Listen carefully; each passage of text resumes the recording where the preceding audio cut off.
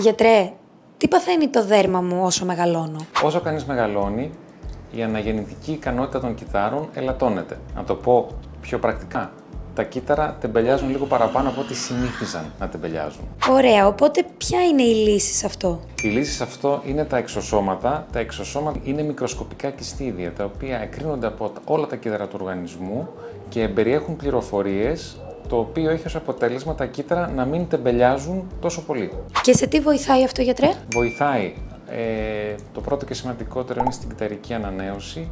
Δεύτερον, βοηθάει την παραγωγή κολαγόνου και επίσης έχει και ισχυρές αντιφλεγμονώδεις ιδιότητες. Τα εξωσώματα ενδείκνυται για επιδερμιδική χαλάρωση, για λεπτές ρητίδες, για ανδρογενετική αλοπαικία, υπερμελαχρώσεις δέρματος, ουλές ακμής. Πρακτικά μπορεί να γίνει και στο τριχωτό και στο μέτωπο και στο λαιμό και στα χέρια, αλλά δεν μας αποκλείει και σε άλλες περιοχές του σώματος που μπορούμε να το κάνουμε, όπως είναι η κοιλιά ή οπουδήποτε αλλού. Στείλε μας μήνυμα αν θέλεις να μάθεις περισσότερα για τα εξωσώματα.